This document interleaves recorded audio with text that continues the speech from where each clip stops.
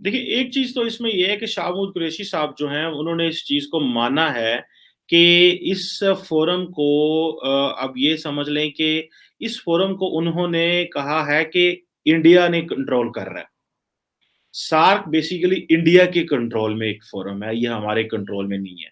This is what has accept करता हूं invitation to all SAARC members, and Pakistan is willing to host the 19th SAARC summit in Islamabad. अगर हिंदुस्तान नहीं आना चाहता तो वो वर्चुअली शामिल हो जाए। अगर उनको यहां फिजिकली आने में दिक्कत है तो वर्चुअली शामिल हो जाए, लेकिन बाकियों को तो ना रोके, बाकियों को तो आने दे। और आज पाकिस्तान ने एक नया पैतरा खेला। पैतरा ये कि उन्होंने बोला कि हम एक सार्क की मीटिंग करने जा रहे हैं और उस सार्क की मीटिंग में हम सारे देशों को इनविटेशन दे रहे हैं, इंडिया को भी दे रहे हैं, और इंडिया अगर कोरोना की वजह से नहीं आ सकता तो वर्चुअली आ जाए।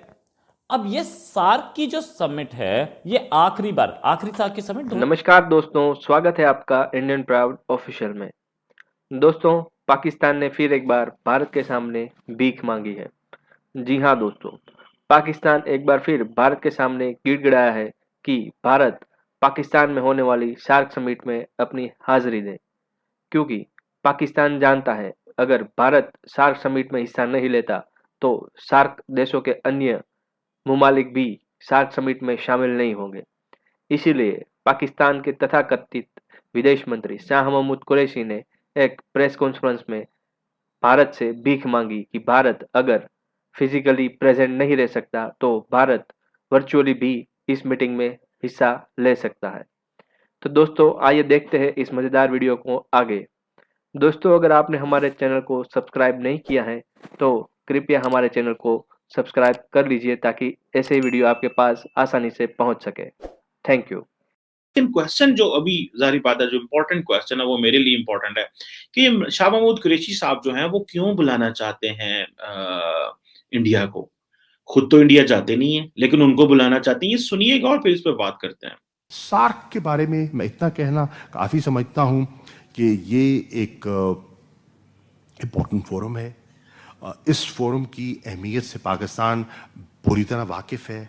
बदकिस्मती से हिंदुस्तान ने इस फोरम को अपनी अपनी जिद की वजह से उन्होंने इस फोरम को डिसफंक्शनल करके रख दिया है। वो इस्लामाबाद आने को तैयार नहीं है, हिचकिचाहट है उनको, और पाकिस्तान बार बार कह रहा है। और अभी मैं रीइटरेट करता हूं invitation to all SAARC members, and Pakistan is willing to host the 19th SAARC summit in Islamabad. अगर हिंदुस्तान नहीं आना चाहता तो वो वर्चुअली शामिल हो जाए।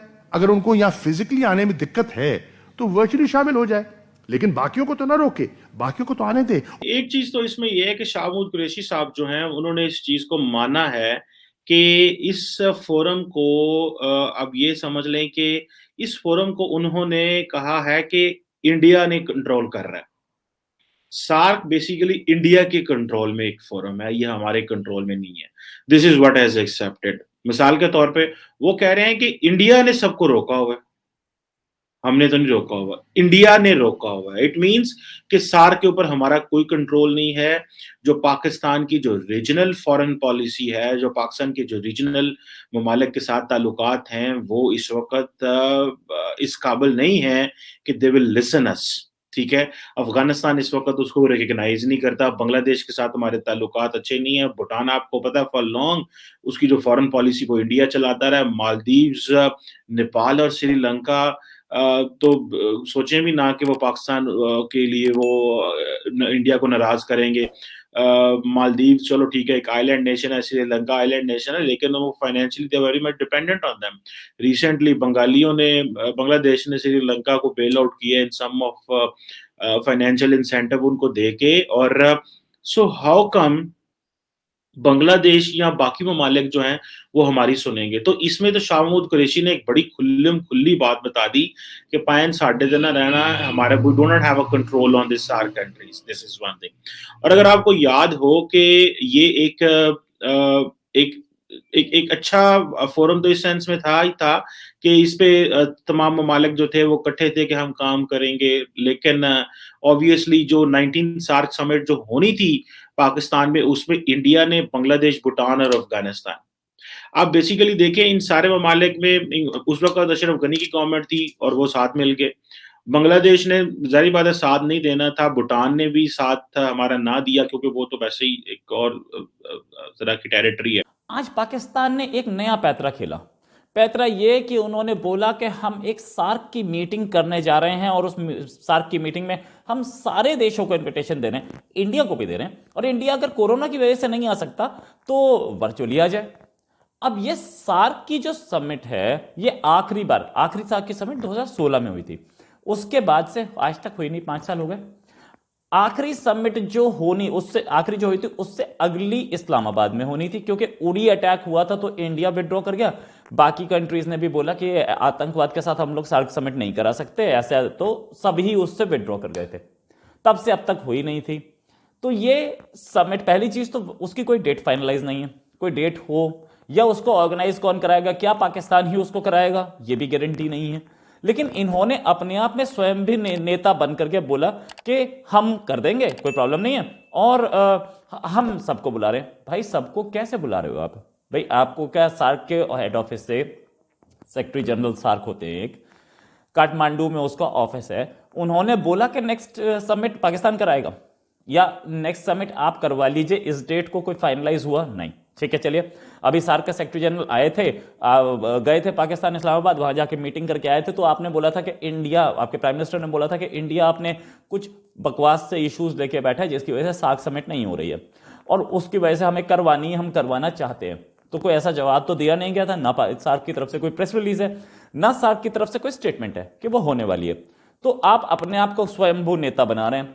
इनफैक्ट आप इस सार्क के थ्रू क्या आप अफगानिस्तान की वो तालिबान सरकार को रिकॉग्निशन दिलवाना चाह रहे हैं? क्या ये आपकी प्लानिंग ये है? मुझे तो नहीं लगता ऐसी कोई प्लानिंग हो सकती है और ये आप कुछ कर सकते हैं। खैर एनीवेज, टेस्ट कर रहे हैं वाटर्स को स्टेटमेंट देके। इंडिया ने बोला हमारे पास कोई अभी तक फॉर्मल रिक्वेस्ट नहीं आई है, कोई मेल आई हो, कोई टेलीग्राम आया हो, कोई फैक्स, टेलीग्राम तो आजकल चलता नहीं, कोई फैक्स किया गया हो, या आपके यहाँ पर हाई कमिश्नर बैठे हैं, हाई कमिश्नर ने जाकर के एक्सटर्नल अफेयर्स मिनिस्ट्री में या एक्सटर्नल अफेयर्स मिनिस्टर को कोई इन्विटेशन दिया हो, इन्विटेशन दिया नहीं, वहां पे जाकर के आपने बोलना शुरू कर दिया। खैर ये भी चाहिए, आज तक डेट सबमिट नहीं हुई, डेट फाइनलाइज नहीं हुई, तो कैसे इन्विटेशन पहुंच जाएगा?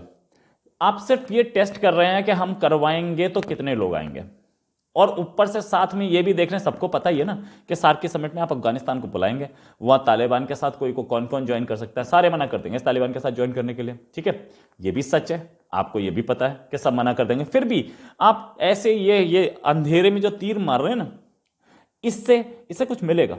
वैसे इससे कुछ मिलने वाला नहीं है। आपका तो एड ही नहीं आई, आपके तो आईओसी की समिट फेल हो गई, ओआईसी की समिट फेल हो गई, है ना। तो ये सार्क है, ये इसमें कौन